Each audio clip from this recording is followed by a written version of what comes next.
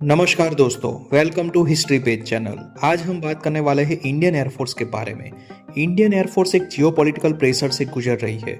China और पाकिस्तान के to front war scenario को कंसीडर करके इंडियन एयरफोर्स की स्ट्रेंथ कम से कम 42 स्क्वाड्रंस की होनी चाहिए, परंतु यह संख्या केवल 30 स्क्वाड्रन पर आकर रुक गई है। दोस्तों, एक स्क्वाड्रन में 16 से 18 फाइटर जेट्स होते हैं। इंडियन गवर्नमेंट ने इस स्थिति को ध्यान में रखकर इंडियन एयरफोर्स के मॉडर्नाइजेशन का प्रोग्राम शुरू किया है, क्योंकि इस 30 स्क्वाड्रन में भी 6 स्क्वाड्रन जगुआर फाइटर जेट्स के, 3 स्क्वाड्रन मिग 29 के और 3 स्क्वाड्रन मिराज 2000 जैसे फाइटर जेट्स के हैं, जो 40 साल से भी पुराने हैं। आगे के 10 साल में इन पुराने फाइटर जेट्स के कुल मिलाकर 12 स्क्वाड्रन्स रिटायर होने वाले हैं। तो इस सिचुएशन में मिनिस्ट्री ऑफ डिफेंस ने नए फाइटर जेट्स को इंडक्ट करने के लिए स्वदेशी और विदेशी सभी तरह के ऑप्शन को तलाश करना शुरू कर दिया है। इंडिया के पास सबसे एडवांस जनरेशन का फाइटर जेट रफाल है, जो 4.5 जनरेशन का है। अभी इंडियन एयरफोर्स में कोई भी 5th जनरेशन फाइटर जेट नहीं है। इंडिया स्वदेशी AMCA के 5th जनरेशन फाइटर जेट के प्रोग्राम पर काम कर रहा है, लेकिन वो 2035 तक बनने वाला नहीं है। और इस तरफ चाइना के पास J-20 और J-35 5th generation fighter jets है।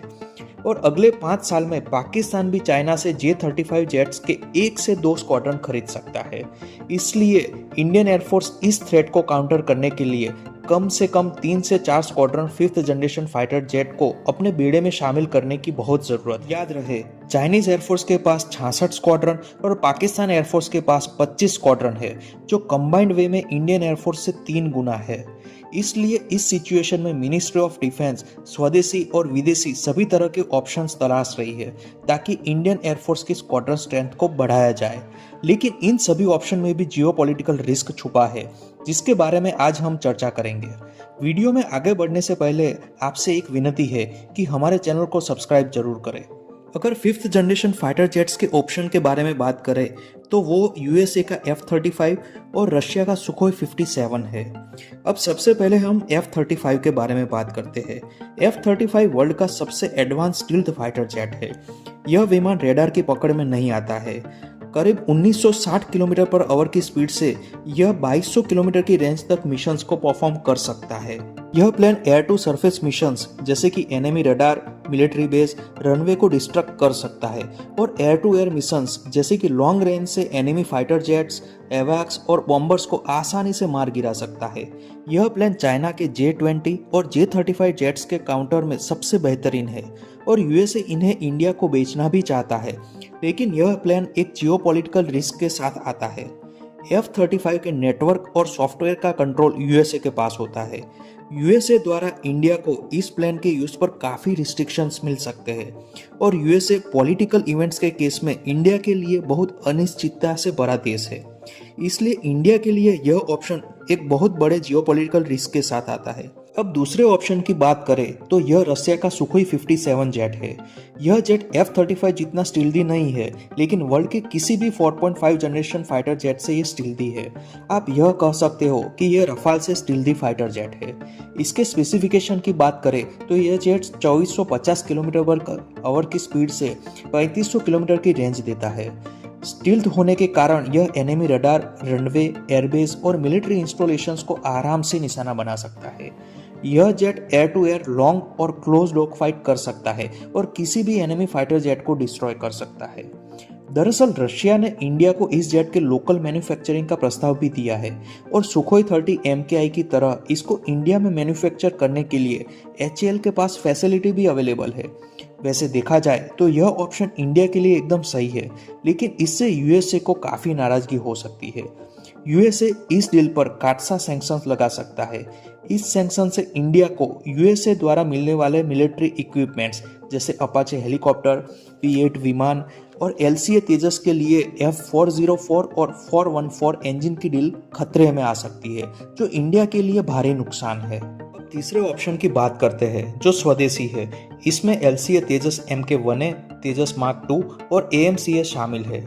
इंडियन एयरफोर्स ने करीब 40 के नंबर में LCA तेजस इंडक्ट किए हैं, और आगे चल के करीब 200 से ऊपर LCA तेजस इंडियन एयरफोर्स में शामिल होने वाले हैं। यह एक अच्छी बात है। बुरी बात इसमें यह है कि इनके इंजन अमेरिकन है। दरअसल LCA तेजस मार्क 1 और 1A का engine US company general electric का 404 है, इसलिए यह जेट भी मेक इन इंडिया होने के बावजूद यूएसए के ऊपर डिपेंडेंट है। और जिस हिसाब से इंडिया और यूएसए का ट्रेड वॉर और जियोपॉलिटिकल रिलेशंस चल रहे हैं, उस हिसाब से यूएसए के ऊपर ट्रस्ट नहीं कर सकते। इवन तेजस मार्क 2 और इंडिया के 5th generation fighter jet programme AMCA के इंजन भी अमेरिकन GE414 है। फ्यूचर में यूएसए काटसा सैंक्शंस लगाकर और इंजन सपोर्ट स्पेयर पार्ट रोककर LCA तेजस और तेजस मार्क 2 को ग्राउंडेड कर सकता है। यहाँ पर इंजन ऑप्शन काफी रिस्की है। अब फोर्थ ऑप्शन रफाल खुद है।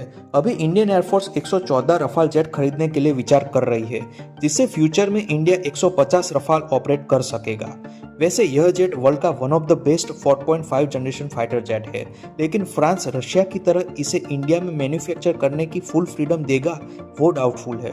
और वैसे इंडिया के पास दूसरे ऑप्शन ना होने की वजह से फ्रांस इस जेट्स को हाई प्राइस में सेल कर सकता है और मेंटेनेंस और अपग्रेड में भी मोनोपोली के जरिए इंडिया से वो ज्यादा प्राइस ले सकता है। दोस्तों, इंडिया को इन ऑप्शंस में आगे बढ़ना पड़ेगा, क्योंकि इंडियन एयरफोर्स की गिरती स्क्वाड्रन स्ट्रेंथ एक चिंता का विषय है।